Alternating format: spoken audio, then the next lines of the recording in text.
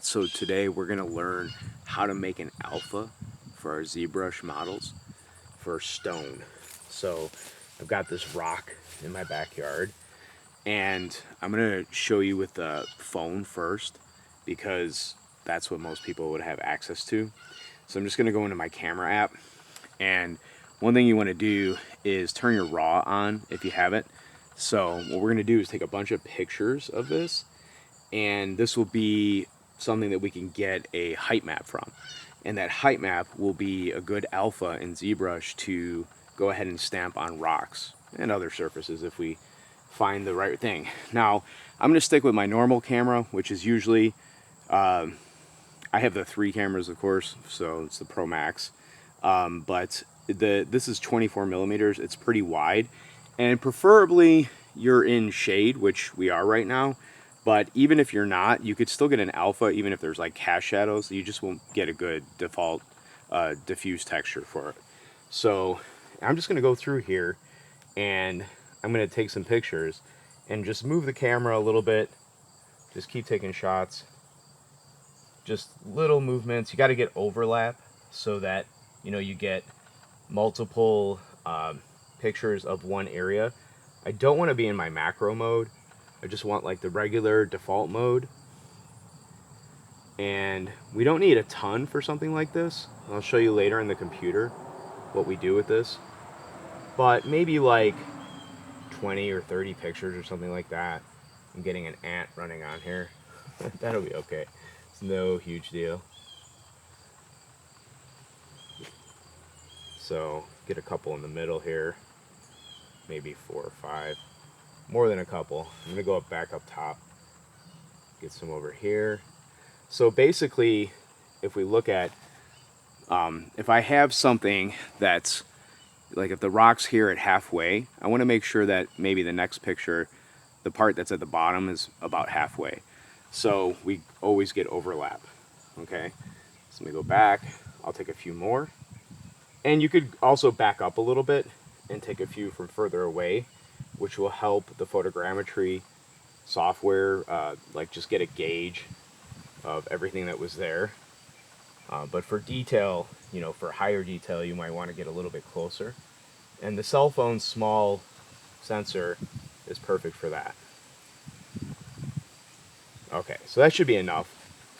I'll tell you later how many I got. I don't actually know. I've also got Micro Four Thirds OM3 right here with a 9mm Panasonic lens, which is 18 in Micro Four Thirds land, because you double everything because it's a crop sensor. And I'm going to go ahead and just take some shots with this as well. This is going to have a lot more dynamic range than my phone, and the detail will be a lot better. I just got to get it set up right here. And I've got it set to f4 because f4 is about as sharp as most Micro Four Thirds lenses. Like, f4 is the ultimate sharpness. Not all of them, but typically that's about right. This is a fairly wide lens. You don't have to use a super wide lens. You could use like a 25, which equals 50 in full frame terms, but this gives me a lot of overlap really fast. And this is a 20 megapixel sensor, which is perfectly fine for doing this kind of work. It also has really good IBIS, which is in-body image stabilization. You could hear those are blue jays. We feed the blue jays, so we have a lot of them around. So anyway, I'm just going to go through and do the same thing. Make sure that I got an ant friend on me right now. Make sure that you get, nice overlap. And you can see I'm just triggering these off really fast. I don't have to be super precise. Just make sure I cover the whole area.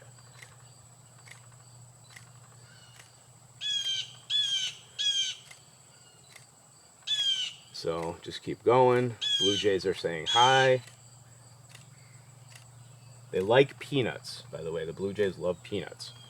So if you want to get blue jays, don't give them salted peanuts. They got to be like raw peanuts. You can go to order them online, or go to a bird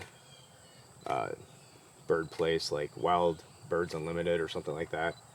I'll get one from further away so it gets everything. Okay, that should be enough for that.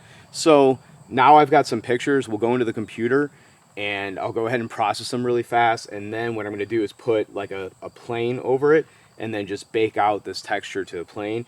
And you'll get nice alphas from this. And even, you know, on a cloudy day, you could get actually color texture too. So it'll be good for, you know, even putting some color into your models. All right, so we took our pictures, and this is an optional step. If the pictures need to be altered, you can bring them into Photoshop. So I've got the pictures here on a separate screen.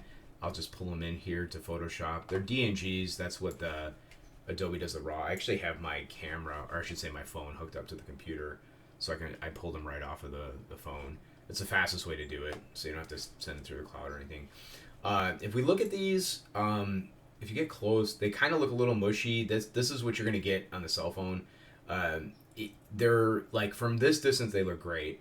You get closer, they're a little mushy. I want to point out the histogram. Let me expand this.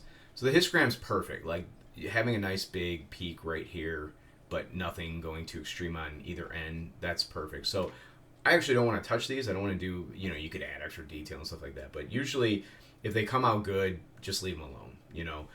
The one thing you usually do want to do, though, is if there's some kind of like alteration with the optics or something, like you don't want to use profile correction when you're building stuff in photogrammetry, at least for Agisoft Metashape, which is what we're about to use to build the photogrammetry model.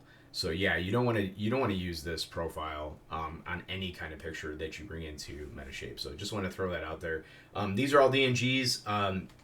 I'm going to use JPEGs, or I'm going to export out JPEGs just so I can get rid of these DNGs, because if you look at them, they're, it's not showing them anymore.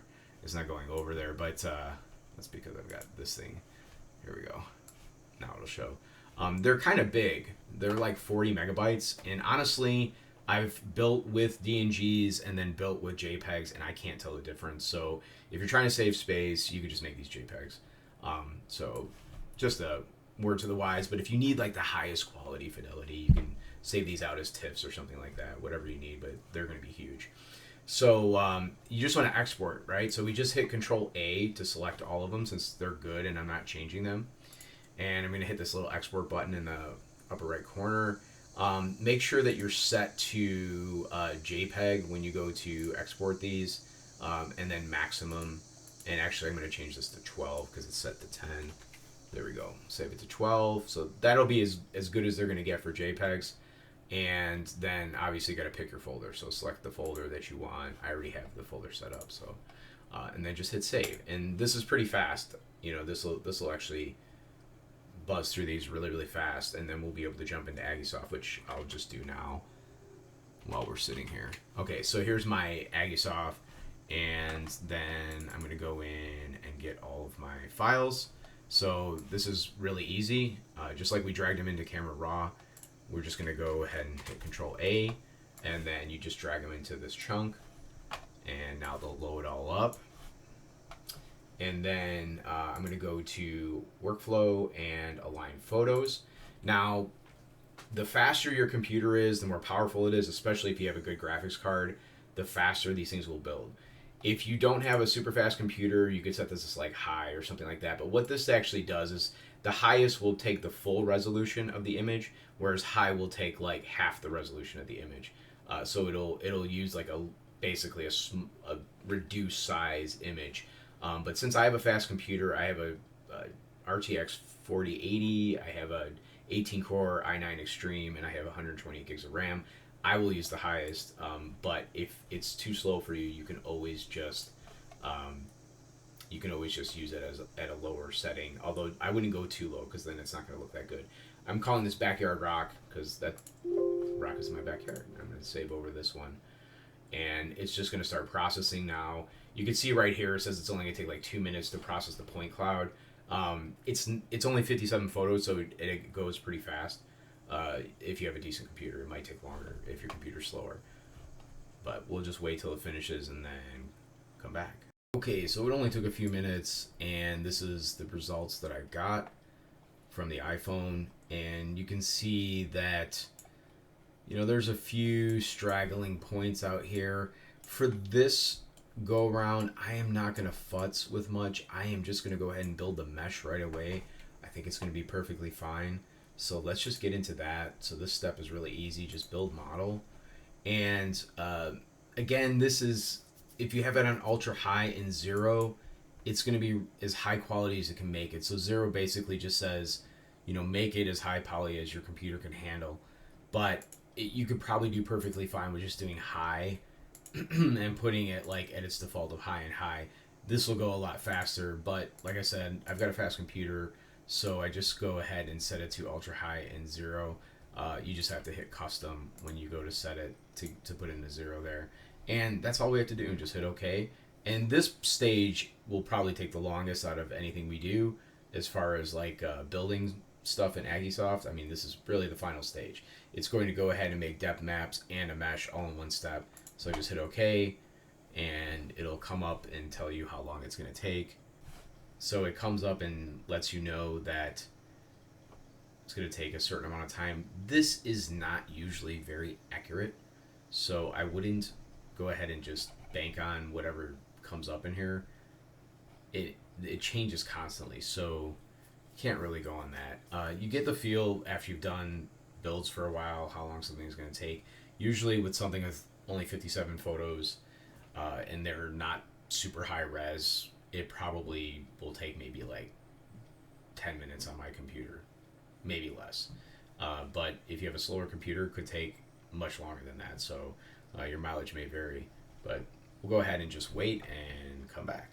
Okay, while Agisoft is building, I am going to pull in the pictures with my actual camera, and let's take a look at those. See if we see any differences. When I'm building photogrammetry models and I need a color map, then a lot of times what I will do is do this post-processing step where I will come in and I'll drop the highlights a bit, so maybe like down to like 50, negative 50 I should say, and then I'll pull the shadows up, maybe like sometimes even up to 50. It depends on, you know, how much I need to pull out of it. And then I might pull the whites down to like 25. I don't like to mess with the blacks too much, but you can pull the blacks up as well. And what this does is it flattens out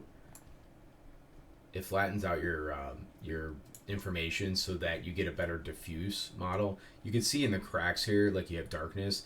If you were able to get rid of that completely, that would be good. Like, let's see what happens if I turn the shadow all the way up. It doesn't actually do that much to get rid of the shadow completely. I have another program I use for this too, to process raw files, but I'm not showing on that because it's a little bit more niche, and it will pull a lot more shadows out and highlights out and stuff like that. So when I really need something to be flat, I'll use that program. It's called DxO Photolab 8. I'm on version 8 now, just so you know. So what I'll do now is, now that I've got that setting on there, I will go ahead and just right click over the photo and I'll say copy edit settings, and then I can hit Control A to select everything, and I can just right click and say paste edit settings, and it will paste the same settings on everything. You'll see things kind of change. We can look at some of these pictures and see how good they, I mean, these are so incredibly sharp and detailed. This is what I was kind of saying about, like, the phone will work fine for what we're doing, but like if you really need high fidelity stuff, you got to get yourself a decent camera. Actually, even a relatively inexpensive camera like a Canon R100 with a decent lens would be fine. Canon R100 is like currently probably the cheapest interchangeable lens camera right now that you can get on the market. That would work fine. But you could just see like the difference between this and what we can even look at it later, put it side by side with one of the JPEGs from the iPhone, or even the DNG from the iPhone. It wouldn't really matter too much. Let's see how many, I don't know how many pictures I got out of here. It looks like 81. So I took 81. It's also a lot faster to take pictures with a regular camera. So, okay, so I'm going to grab all of these. I'm going to make sure that there's no, okay, see this? It says use profile corrections. I'm going to turn that off. The software does not want that. So by default, Camera Raw and Adobe wants to put that on, but you don't really want that. We'll leave this like this. This will be fine. We can even pull some color out of this. So let's go ahead and just export it. And we want to make sure we go to a different folder. So I don't know why it jumped over there. That was not the same folder as before. Let's see here, Backyard Rock, and we'll go ahead and put a new folder. That's my camera. And then I'll go in here and just say JPEG. Like I said, eventually I usually dump the RAWs just because, unless it's really important, if it's like a really important something, I'll keep them. But if it's just something kind of generic like this, I'll dump them. All right, so we just export that, and this will go pretty quick. And while I was doing all this, we're still building the Agisoft. So let's see if we can change over to that and see where we're at in our progress. So it already went through about 5.5 minutes or 6 minutes of building the depth maps, and now we're at, you know, almost 7 minutes of generating the model. So I said 10 minutes, so I guess I was a little bit off. It's probably going to look more like maybe 20 minutes. Sometimes what will happen is this will say like 14 minutes here, and it'll seem like it keeps going up, and then all of a sudden it'll get to a certain point, and then it just finishes really fast. So, like I said, you just can't even trust this meter. I mean, it's trying to give you a ballpark, but it's really not that great. All right, so we'll hold off until this is all done. We can, you know, compare the iPhone from the like real camera in a second. Wow, look at this. We have 52 million polys. 52 million polys building this thing out with just an iPhone. And man, oh man, does that look detailed? Is that not incredible? Okay, so this is interesting. Let's go ahead and turn on the model shaded. So actually, I just turned, that was the model shaded. I'm sorry, model solid. That's what I meant. You know what I'm saying. Give it a second. There we go. Okay, so this will show you all the detail. And what we're doing from this, like I said in the beginning, we're going to extract like alpha information from this so we can basically like detail rocks. If we're making like custom graphics in ZBrush, we can detail it with like real rock stuff. So it may seem like a lot of steps, but once if I'm just doing this quick, I could go out and get this in like, 5 minutes and then process it in like 10. By the way, this took 20 minutes total.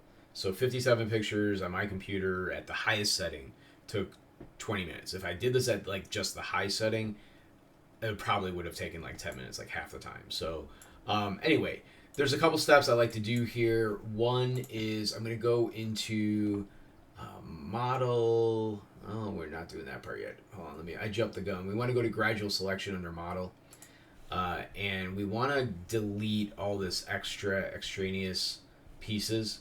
So just to clean up the model a little bit, I'm going to go by connected poly or connected component size. And basically what this does is like, if you dial in 99, it will delete everything except for the biggest chunk. And as long as you don't need any of those other chunks, that's typically what it is for me. I don't need any of those other little things. So I can go ahead and delete those out so that they're not taking up any kind of resources. And when I decimate this to get the position of my plane, which I'll explain more in a second what that means. When I decimate this, I'm not decimating like all these little chunks and they're not coming out in the file. So, all right. This does, it doesn't take a long time, but, depending on the size of your model, it can take, just a little bit of time. It's analyzing. There we go. So I just put in 99. Give it a second. I hit 9 twice and it takes a little bit. Okay, so let's say okay. And then we can just hit this X up here or just hit delete on your keyboard. Either one works. And give it a second because it's that was 142,000 faces. Now there's another part here, like I don't really need this this chunk right here. I didn't realize it was connected because the angle I was looking at, I didn't see it was connected. So I guess I'll just show you really, really quick. We have this marquee box here. You can do a drop down and get the freeform selection.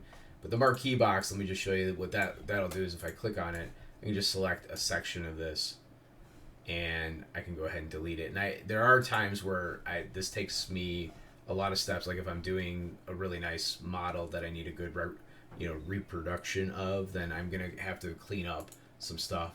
I usually will use like the freeform like this, and so what I'll do is I'll just go out like that and get it all in one fell swoop. Once you get practice with that, you get pretty good at it.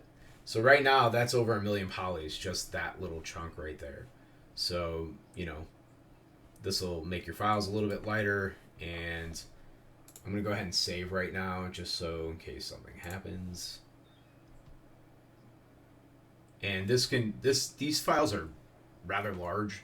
So if you're doing photogrammetry a lot, you're going to probably need a good hard drive. What I'll end up doing is like I have a big 8 terabyte hard drive that I put this kind of stuff onto. But like the end results that I get from it, or even like I'll maybe export a high poly model from it just to hold on to it. But the rest of the stuff, if you want, like at some point you can get rid of it. If it's some generic stuff like this, obviously, like I said, if I'm doing nice work where, you know, I'm scanning like some artwork or something like that, like sculptures, and I need it for the future, I will not get rid of those files. I'll just hold on to them. Okay, so now that we've got this, we are not going to want to send 50 million polys out anywhere. But what we can do is go into models and decimate. And we'll decimate the model. And what I do is for this, the size of it doesn't need to be that big. It could just be, you know, I'll just do 100,000. So I'll say something like that. We do not want to replace the source model. We want to keep that intact. So I'll just hit OK. And Agisoft Metashape has the best decimation tool I've ever used. So it's fast, it's accurate. I love it. If you're in ZBrush, the decimation tool is very slow and it's kind of confusing. This one, you just dial in the number you need and it almost gets it perfect every time, and it does it really quick. So this is like my decimation tool of choice. Just wait a second and it'll be done. You see this? That's really, really fast. I mean, it's processing 50 million polys right now, crunching them down to 100,000, and it's going to give us this model that is representation of that. And so we can export this out and use this to make like a plane that we're going to basically put on top of it, and we're going to take that plane and bake like height maps onto it. All right, so that was it. Looks a little weird. It's just that it's faceted because it's not smooth. It's just like all the model data without normals and stuff, smooth normals. Okay, so now we need to go ahead and just export this out. So say export, and we're going to take it to, whether you use Blender or Maya or whatever, we're going to take it to one of those programs. In this case, I think I'll use Maya. So backyard rock, and what I usually do is I'll say like backyard rock underscore like 100K, so I know what the size was. And then we just go ahead and say okay. We don't need color or anything in there. Okay, see, that was fast. And the next step is we need to get Maya open or Blender, and maybe I'll show it in both because I'm starting to kind of transition over to Blender. We'll go ahead and get something to bake onto, and then we'll bring it back in here. Okay, so now we're in Maya. I'm going to go ahead and just say import. And we'll go ahead and just drop that there. Say open.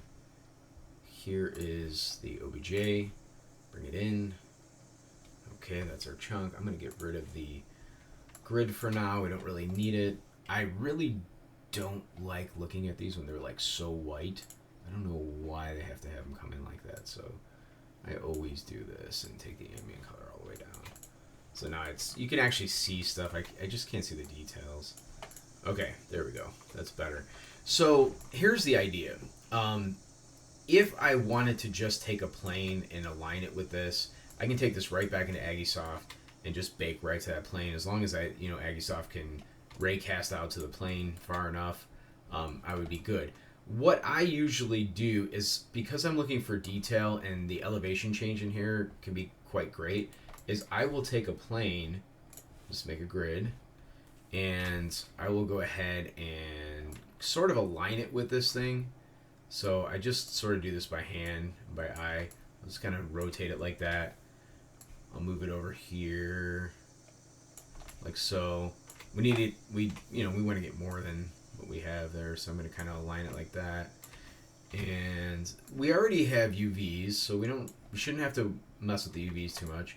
But what I usually do is I'll do like a shrink wrap type of thing on this, and I'll get it so it sort of conforms a bit to the surface, so that what I'm getting more is like surface detail rather than like major massive details like macro details. I want like more of the micro detail than the macro detail. So I mean I could just kind of use it like this. This might work, but my thought patterns are get more of the micro detail. And right now that I'm like reassessing this, I think my first one, I'm gonna basically like kind of pull it over here, maybe like so. Sort of move it out here, like that. And then if you select, so if you select one, shift select the next one, you should go to mesh and be able to go conform. And I think the default should work. Let's see here. Oh, live surface. Forgot that. You have to have a live surface on. So we have to select the first surface, turn live surface on, then select this, and then actually we don't have to select the next one, I think. Just do a conform. There you go. So then you see how it just kind of gets right on the surface there. And it shouldn't warp it too much because, you could still see it looks pretty much like a square. So it should be good to actually bake out to and get a nice alpha. And since we have extra space over here, maybe we can make like a second one that kind of goes over here, and you could just utilize and get more than one alpha from this single piece. So from here, I'll just take this out and export selection. And then what I end up doing with this is usually doing something like, I'll call it bake plane or something. We'll call it bake plane 1 because we might do more than one. Bake plane 01. And I better put iPhone on this too because I'm going to obviously use the camera data. I mean, the camera data is going to be better. I know it will. So that'll probably be the one I keep. But, okay, so now that we got that, we can jump back into Agisoft. We already have it open. So here we are in Agisoft. Let's go ahead and I'm going to go and... Actually, I don't even need this anymore, so I can just delete that out of the file. That's the decimation mesh. So if you right-click over it, give it a second. It's loading. Come on, Agisoft. I've got a lot going on my computer right now, so it's suffering. So let's say remove model, because I already exported this, so I don't really need that. But I do need the high poly one. So what I'll do next is just import that model I just exported from Maya. Oh, everything is just taking some time. I'm screen capturing, plus I can't even tell you how many programs open. I'm really testing it this time. So we're going to go import, import model. And, that's weird. What did I export that model as? I probably didn't change the export. Yeah. I love how Maya does that as default. I just installed this, so my Maya is brand new, so I forgot to change it back to what I normally have it. Let's see here. So what did I call that? Backyard. Oh no, wait. This is bake plane. Bake plane. Bake plane underscore iPhone 01 is fine. Okay, that'll work. Okay, now we can go back, and there it is. So bring that in. Low UDIM texture layout. Yes, we have to have that. And so it's sitting right there. It's right in the right spot. Okay, the next step, what we need to do is go over to workflow and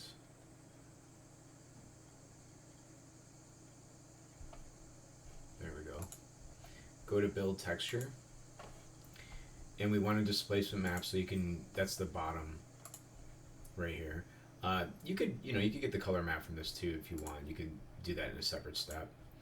And just if you want to start off like a little bit, faster, 1024 is fine. I'm going to go ahead and just change mine to 2048 and just say okay.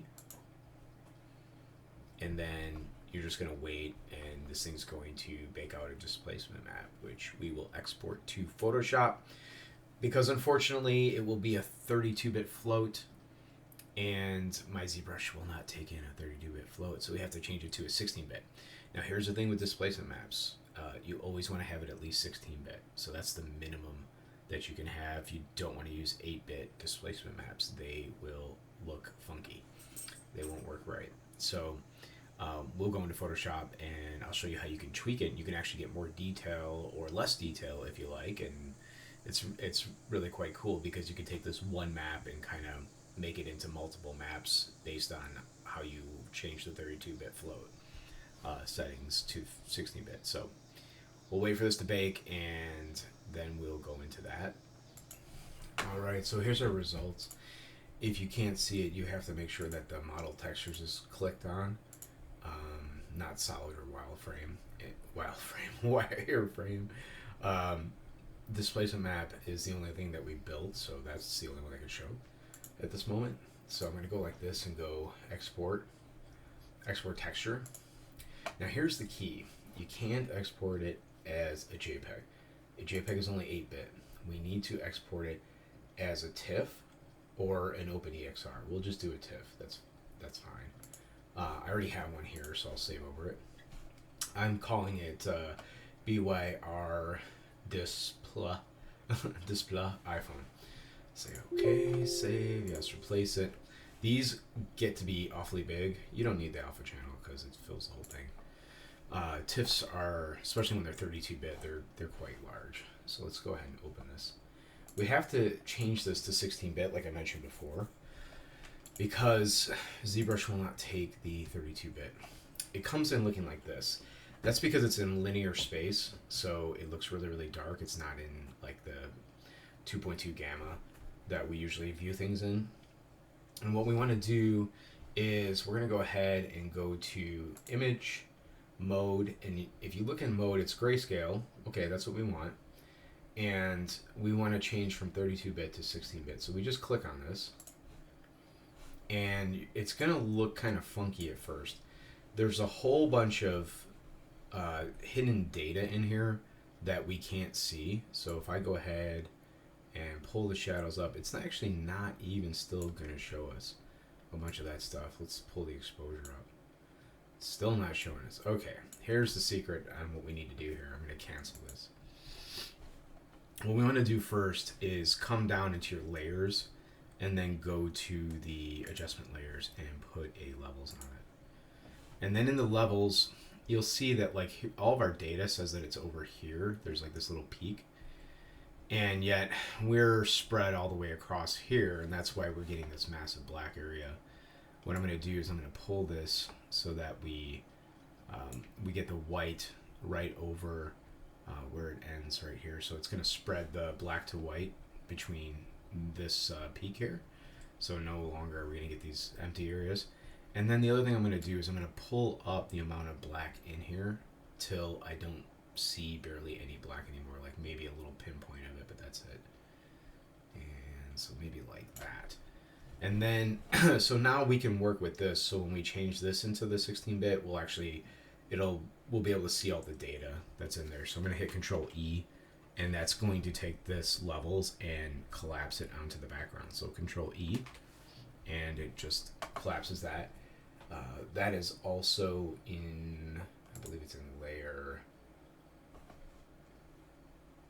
merge layer, or it's one of these merge layers down. But yeah, you can see right there, merge layers, Control E. There you go. Okay, so now we can go into mode and we can change this to 16-bit. Now all of a sudden you'll see that we just got more range or something for some reason.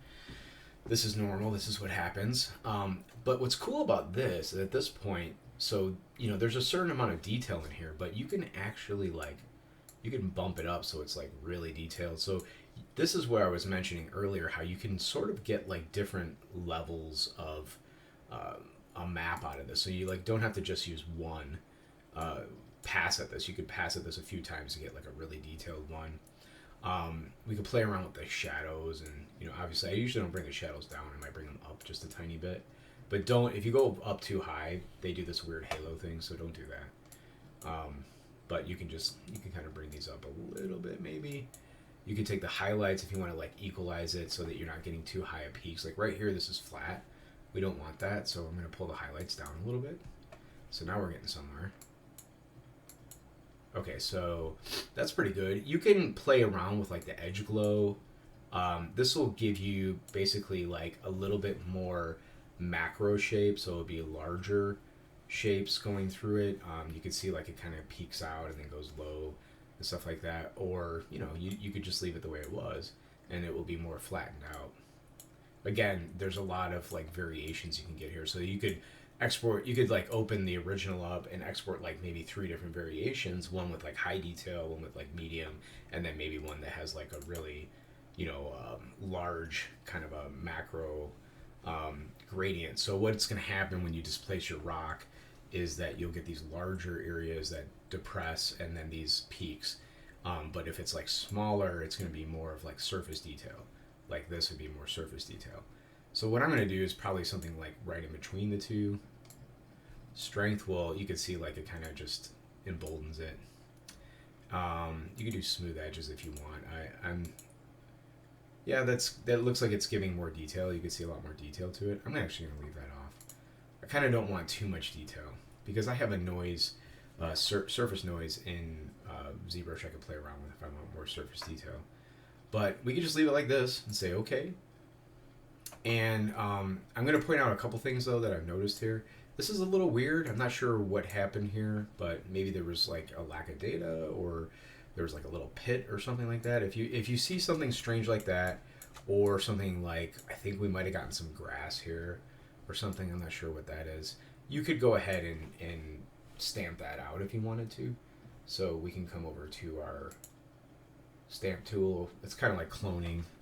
I think most other programs call it cloning. But you can go ahead and hold Alt, and it'll show like a reticle you're picking, like where you're going to stamp it from. And you can kind of go like this and just stamp that out. Although, like I said, like it's probably not going to be an issue.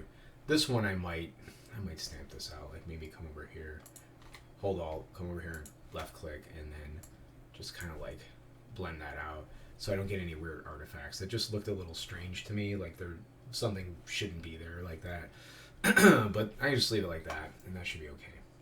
And then we can go ahead and save a copy. We don't want to save over the original. And when you save a copy, you're again going to want to probably just make it a TIFF. That's probably the easiest way to go. And we'll say, it's not adding the name in there, so I'm going to go _ V1, something like that, because I could have multiple versions. You know, V1, V2, V3, whatever you want. Okay, so now we're going to get into ZBrush.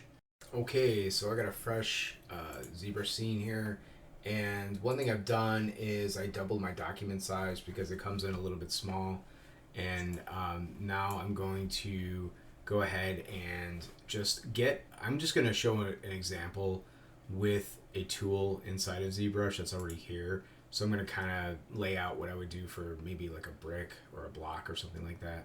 And I'm going to go ahead and just grab a Cube 3D. And what you have to do is left click and drag to pull it out. And before you do anything else, you have to hit Edit or T, and then you can rotate it. If you didn't do that and it's just on the surface like this and you try to pull out again, you'll start doing weird stuff like this. Hit Control N to clear your canvas. Draw it out again, so just click and drag, and then hit Edit, and then you'll be able to rotate. You just click outside of it, rotate, and we're going to go ahead. I'll look at the wireframe, so Shift F or this button right here. Let me explain something about ZBrush, just if you're new. These squares are great. These poles where you have long, thin polygons, not so great. So what I'm going to do actually is I'm going to make this a polymesh 3D right here. So that will make it so we can start sculpting on it and subdivide it. So I'll just say make polymesh 3D. I'm going to turn off the polyframe for right now so we can just see what's going to happen. In geometry, you could roll that out by clicking on it. You can go ahead and just hit divide, or you can hit Control D, which is the shortcut, and we'll start dividing this up. And if you look at the wireframe, you get this pole. We don't want that, so let's get rid of it. I can Dynamesh, so I'm going to go ahead, since I'm just showing mostly detail, I'm going to Dynamesh this a little bit higher. So I'll just go ahead and turn up to like 320, and that'll say Dynamesh.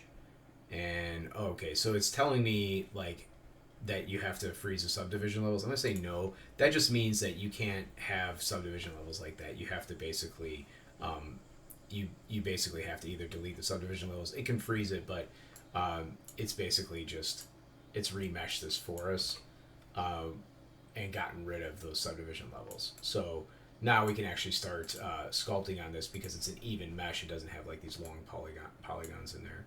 Okay, so with my tablet, I'm just gonna show it like a quick example. Like maybe I would jump in and grab a trim dynamic brush, which is down here normally, trim dynamic, and I'll make it a little bit bigger. And what I'll do is I'll just kind of start like making this kind of look like it's a hewn stone from a mason or something like that, just kind of cutting into this.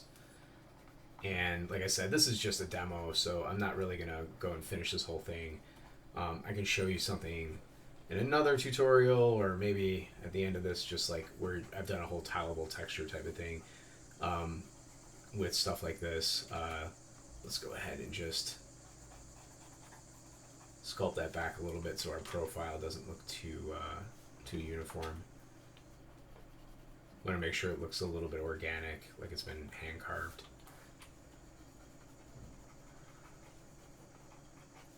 Something like that. I'm going really quick, so you also don't want to make it look exactly the same on every side, so you can kind of cut into one edge a little bit more, maybe do it again up here somewhere. Make your brush a little smaller, get it like a little bit more etched detail, something like that. Okay, so now we've got this brush looking thing, and we can re-Dynamesh it by, I'll show you the wireframe so you can see how this works. We'll just hold Control and swipe outside of the mesh when Dynamesh is on, and you'll see like it just changed the topology to balance it out. Dynamesh basically works on a volume system. It's like taking the volume of the mesh and then it's like basically remeshing it based on voxels. I don't want to get into all the explanation, but basically the higher this number is, the more subdivisions of it and the more detail you can get, but it will always be able to remesh the size of your mesh, even if as it changes shape. Sometimes you lose detail though, so just be aware of that. Okay, so we've got this here, just another little pass. I'm going to go ahead and just take a clay brush, maybe come into here and just kind of put a little bit more agitation. So I'm just clicking over this. I can hold Alt and I can dig in a little bit if I want to, and then go back to my trim dynamic. You can hit B to get your brush menu up, but I can just flatten this out a little bit just to make it look a little bit more dynamic, organic, however you want to say it. Okay, looks kind of painterly, but that's okay. Once we put that alpha on it that we actually made from Photogrammetry from a rock, it will really change this. Let's go ahead and go back to our standard brush. And if the standard brush is just, it's just like almost like you're displacing like a sphere, but that sphere is based on the cursor. You have an inner circle, outer circle with the fall off. But what we can do is you can change this to drag rectangle. And what that does is it's the same thing. Like it's like you're pulling a displacement out because it's basing it just on your brush right now. But what happens if we actually use an alpha, and the alpha only allows you to push out where the most it'll push out is in the white areas, and in the darker areas it won't push out as much. So I can grab this alpha, and actually I already had it loaded, but as you can see, but here it is, it's loaded up now. And I can click and drag on this. And then look at this, just with like one little placement of that. Now we've got a whole bunch more detail, and it definitely has more of a rock feel to it. If we're looking for maybe something more realistic, if we wanted it painterly, we can kind of leave it where it was. But you can click and you can drag outside and rotate this like so, and you can sort of just change this up a little bit and start getting, you know, more of a rock looking thing here. One of the other things you could do too is there's also the drag dot. So let's show you how this works on a blank side. So it's similar, but you can pull it out and you can drag and place something, but it's going to be dependent on the size of your actual cursor. So you can see it's basically the size of my cursor with the fall off. So let me undo that. If I make my cursor bigger, I can do that and pull it out and then place it. And if you kind of circle a little bit, it'll start to rotate a little bit as well. So you can see that. So now I'm like actually using the drag rectangle, or I'm sorry, the drag dot instead. So just different variations. Now you can imagine I usually do like a couple of these, so I had more space to make a second one. So I'd at least have two, so everything didn't look exactly the same as I was displacing it, and I could switch back and forth between those. But you know, place something there, maybe place something there, it's going to look kind of the same. Maybe go back to the drag rectangle, do something like that, and we can just start like really sculpting these and making them look like they're really, really nice. Now I'm still at a pretty low level here. Let's go over this. It says if we go over the tool, it'll tell you I'm only at 500,000. So let's go ahead and hit Control D. We'll subdivide it. And now we're at 2 million. So it's always times 4. So whatever you have there, it's going to be times 4. Let me show you how you can you'll get way more detail then. Okay, let me see this. Control D. Now we're at about 9 million or so. Yeah, or 8 million. And I can go here. And then you can see it's even tighter detail. So hit F on my keyboard to frame it.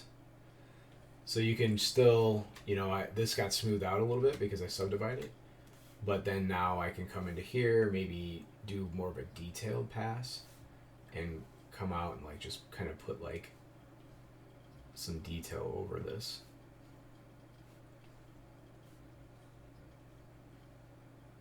Maybe a little bit more than 9, maybe like 18.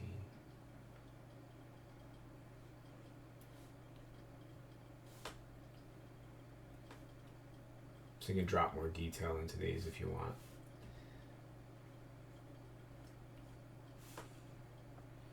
Okay, and just for giggles, we'll go ahead and bring out our trim dynamic again. Let's flatten this out. Ah, that looks kind of cool, right? Oh, it's kind of too strong there. Undo, undo.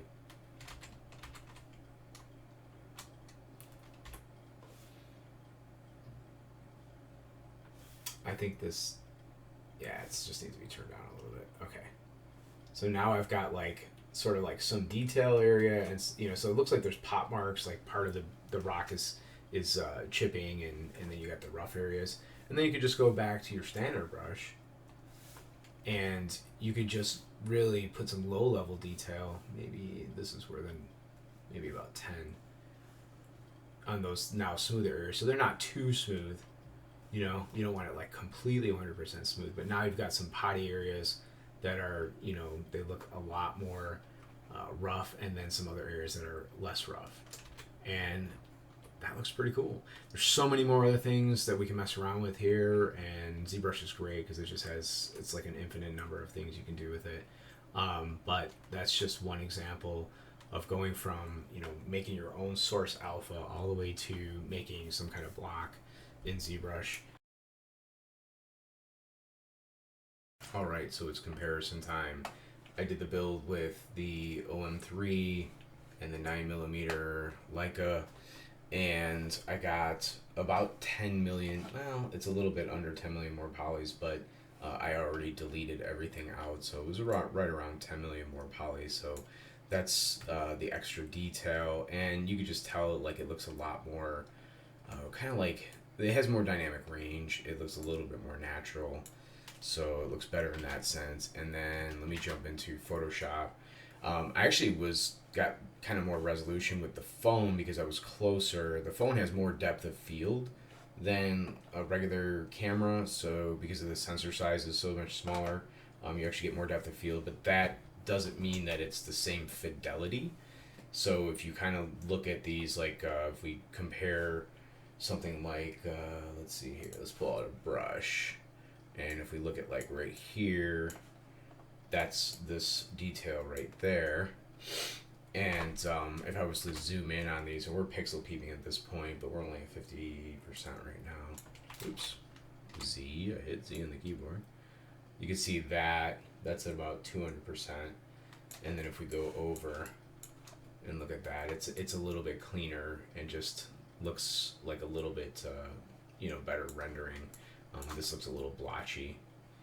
This looks a little bit more natural and clean. So you see the quality difference.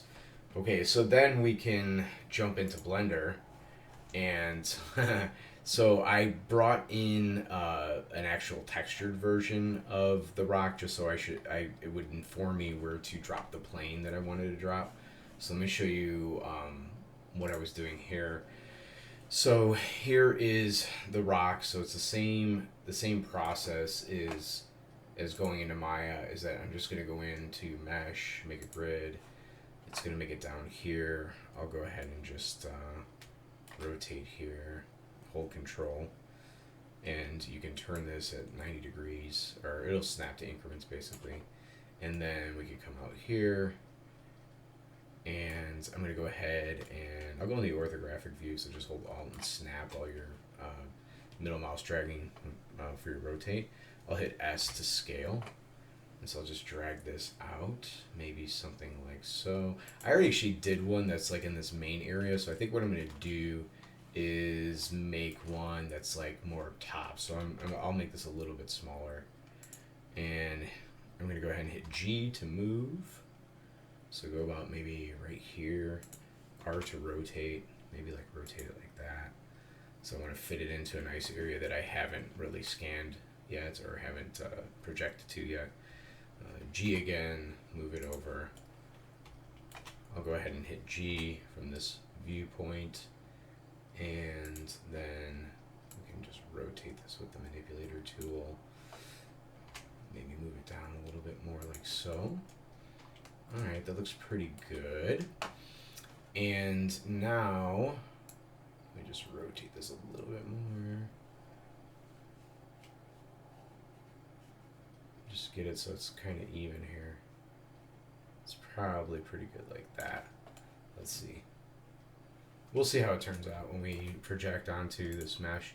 So from here, we're gonna go into our modifiers tab, and we'll grab our shrink wrap, put that on this, and then we just need to select this eyedropper, do something like that. Okay, so I was sort of actually hoping that this would happen. If you get some like really kinky areas like that, my suggestion is to kill the shrink wrap, or at least kill that object really quick. Maybe rotate it a little bit closer down in that part, and then try it again, because you don't want it to get kind of all wonky. Oops. As you can tell, I'm still learning Blender, so not as precise with my motions and stuff like that. So this will probably work. It should already have the UVs and everything, just like it did in Maya. If you want to see what this looks like smooth, you could just go to Object, Shade Smooth, and that's how it should look, nice and smooth on the object. We can try exporting this. So File, Export OBJ. You want to do a selection only. Make sure you check this box right here, And I already have one, so here's my bake plane for the OM3. And I'll just make this like underscore V2. And then we just hit export. Obviously import, to get this into Blender is just import, and then you go import OBJ. So that's the steps you would have missed. And then we'll go back into here. Let's lower this. Let's file import. And this time I'm going to show you how to bake out a color map as well. So we'll say import model. And we need the big plane V2. Of course, we want the texture. Okay. Let's see here. I may have made a mistake here. I might have my normals going the other direction. And I might have to re-export from Blender.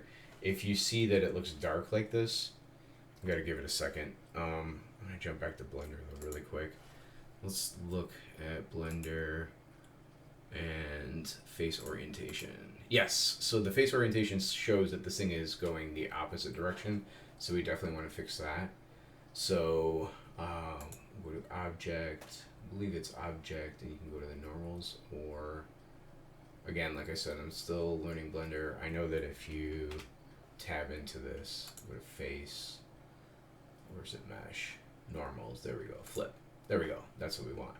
Mesh, normals, flip. Okay, now we got it, so we're gonna go export again. Otherwise it's gonna turn out funky, it's not gonna work right with the normals going the opposite direction. What I'll do here is grab the second version, because I already did one, right click on it, and you just want to delete the model in the dialog box that they give you when you right click. This will take a second. It's thinking. It's still going slow. I got a lot going on my computer right now, so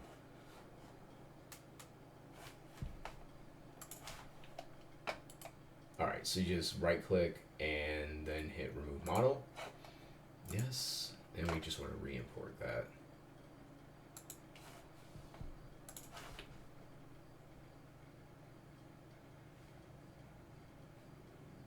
Import model. There we go. Alright, now that looks the way that we want it. So we just go to workflow.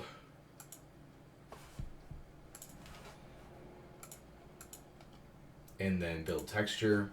Now I've already shown you how to do a displacement, so this time I'm going to do a diffuse map. You can do a diffuse map by images, or you can do a diffuse map by the actual mesh. Sometimes if your mesh isn't high poly enough, you will not get a good diffuse map by images, and you have to use basically the vertex colors of the high poly mesh to, which would be choosing this. You need to use this, and if in that case, if I do that, what I do is I bake out a really large texture size, and then I do a reduction in Photoshop. So I'll show you that step, because you know the images one, just leave it on that and try it, but it might come out blurry. So we'll try it with doing it from the mesh, which is just capturing the colored vertices on the mesh that was generated by Agisoft. So I'll say okay. And then of course there's a little waiting game here. Okay, so here's what that looks like. Nice, very, very nice. And then we can go ahead and check these. I haven't baked out the displacement map yet, so I'll do that, but then I can go and check that. So 1 second, let's export this before we do that, so we can go into Photoshop and keep working. So we'll export texture. This one you could do a PNG. Target's uncompressed as well, so that would work. Yeah, let's just do a PNG, and I'll say, and I'll color. There we go.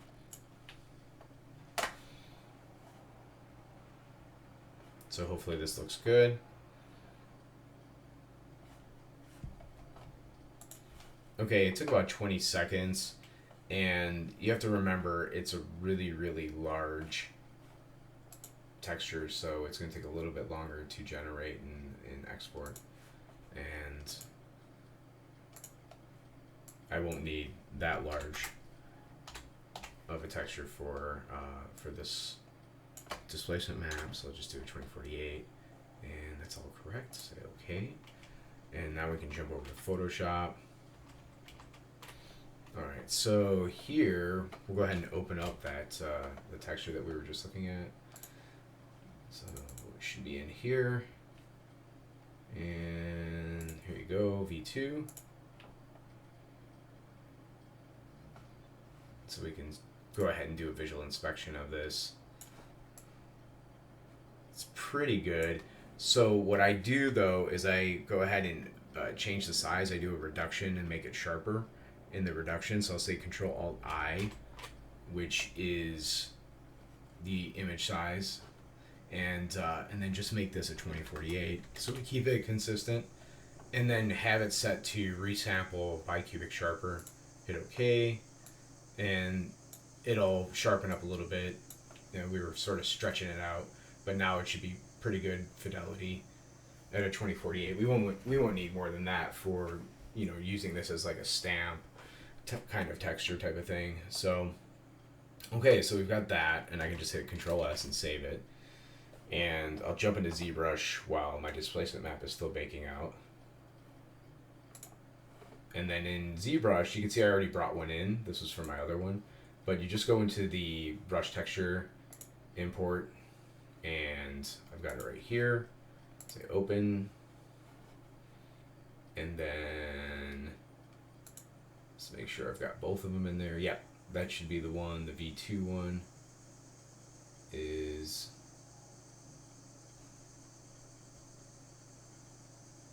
I wonder if I named these almost the same thing. Oh no, I do have it right. V1, V2. Okay, I'm just checking myself here. Let's go back to Photolab. So it's okay. It's about done. I said Photolab, wrong program. Agisoft Metashape. I just opened my other program, Photolab, and I was about to do some other processing. So I've got that on my mind too. So, you know, this is in a workflow.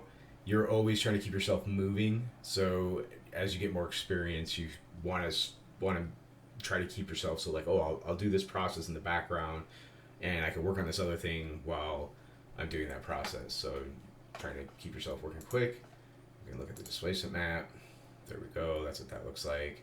And we'll go here and just say export texture, and then I'll just BYR underscore OM-3 underscore V2 underscore displace. This is actually usually what I call this. My naming convention when I did this the first round was actually a little bit goofy, so that's usually what my naming convention is.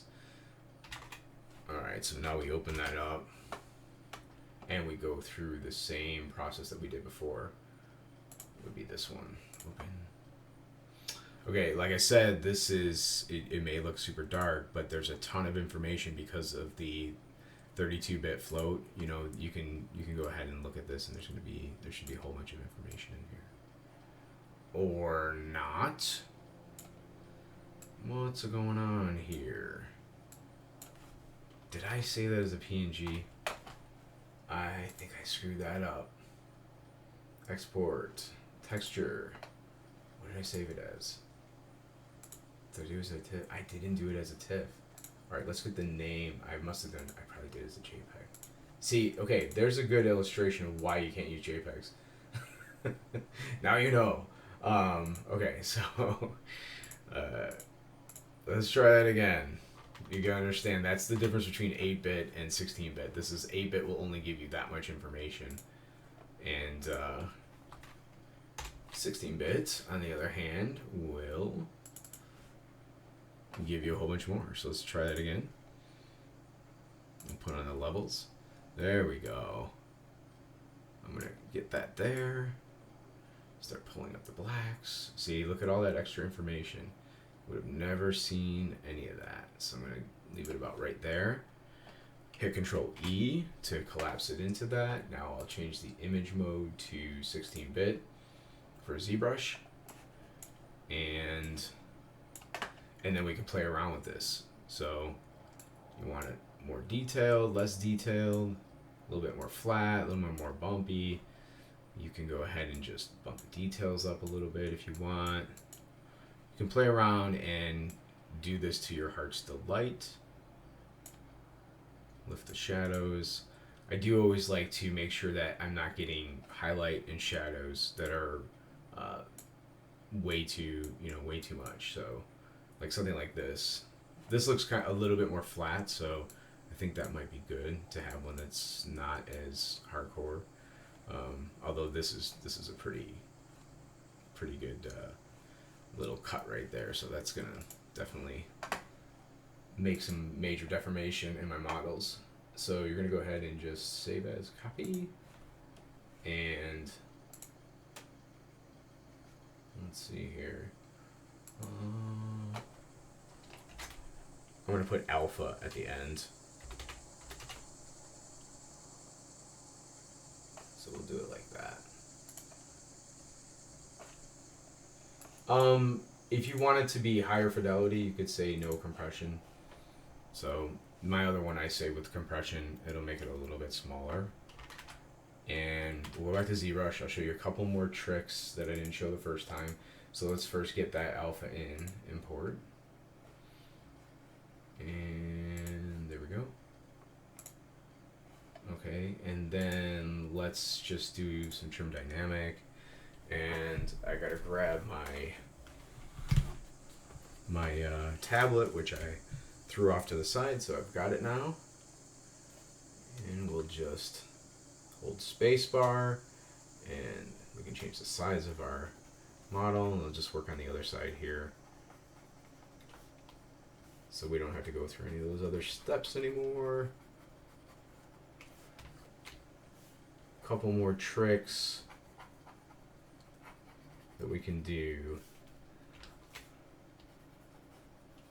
Okay, so we know that we have stuff like masking, right? We can go ahead and if we wanted to have like a chunk out of here, we could go hold control and you can paint a mask on. And if you hold control and alt, you can unpaint the mask. Okay, let's hold control and just swipe outside, clear the mask. If I hold control, I could also go to my stroke. I can change it to something like a lasso. Hold control and you can, take a chunk like that. It'll go all the way through, of course, but maybe I just want to get rid of the back part, so I'll hold control and alt and basically go like that, maybe. And then just this part is masked. I can go and hold control and tap on the model with the mask, which is it should be blurring it, but it's not doing it enough for me, so I'm going to just go up to here and just tap blur mask a bunch of times. I just want the edges to be a little bit fuzzy. You can go ahead and like shrink the mask a little bit. I think this thing's pretty high poly at this point, so the mask change doesn't happen too great, but what I can do from here is, let's say I want to make this mask, or I want to make this area like kind of protrude a little bit. I can just go into my move tool, and I can actually pull the rest of the mesh back a little bit like so. And then you could go ahead and clear the mask, hold control and just swipe. And so now you got something like that where you've got these areas popping out a little bit better. Go back to draw. I can take this and smooth, so if you hold shift, get your smooth brush out, just smooth it out a little bit. Yeah, I'm pretty high poly right now, so it's not really smoothing too fast. Let's see, let me go to the lower subdivision level. So hold shift, it'll smooth faster on the lower subdivision level. Get your trim dynamic back, so you just actually was still on it. And I can go ahead and just kind of trim that out a little bit so it looks a little bit more etched. And so this is how you can get like some better variation in your mesh, so that you've got like more unique shapes. But sometimes you don't, if you're doing like a tileable mesh, you want to be careful about how much super unique stuff you throw in there, because it might actually draw people's eyes to a pattern. So just be aware of that. Okay, so now we got that. And back to standard brush where we have our displacement. Now, if I have this texture on and I have RGB set right here and I have it at 100%, normally I have the add on the right here, which means the white details will push off of the normals, like in the Z direction off of the normals. And I can go ahead now and actually have this texture apply at the same time. Now you won't see it. Okay, why not? Because we have to turn that on. So we have to come down to Poly Paint and say Colorize. And then you can actually pull out and actually get some color that is matching that displacement. Obviously you don't want this to look exactly like super uniform, and you can see this, it stretches on the side, so if you might need to go over this area like so, or you could just mask that area out so let me go back to my original mask, the dots. You can just kind of go like this, drag from outside, click and blur it a little bit, and you can just go ahead and apply this on there, and then it won't apply to the sides because it's masked. So I'm just holding Control and clicking to blur that mask. You also probably want to be at your highest level if you're going to color the polys, which is what's happening here, because when you're doing poly painting, you need enough polys.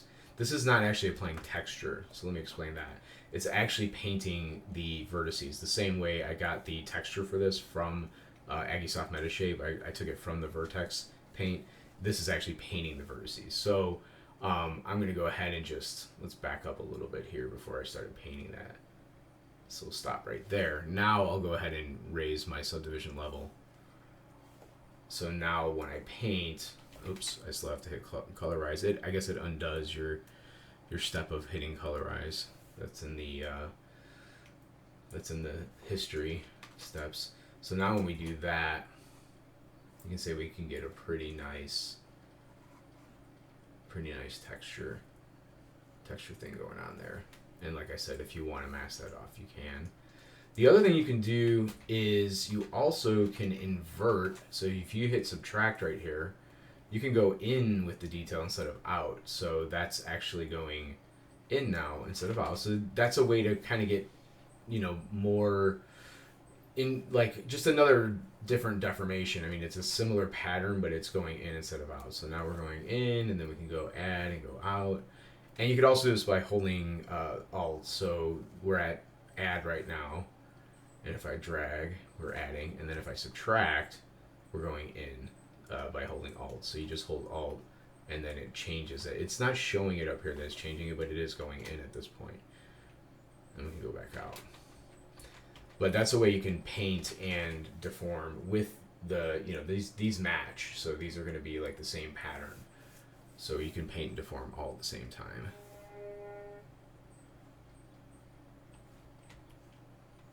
Holding Alt, not holding Alt, holding Alt. So I'm going in and out with these. All right. Hope that all makes sense. But yeah, that's just some different methods, ZBrush methods of getting some rock. We can look at this through the skin shade. You'll see the actual color a little bit better. If you want to see just the color, turn on the flat color. You can see what the color is looking like. Now if I do this, I can't tell the deformation, but I can tell the color directly. Something like the skin shade works pretty good for seeing the deformation and the color at the same time. All right, this is a long one. If you stuck with me to the end, kudos to you. You've learned some interesting techniques. Now it's time to go employ them, make some cool stuff, and I appreciate you watching. Thanks a lot. Have a great day.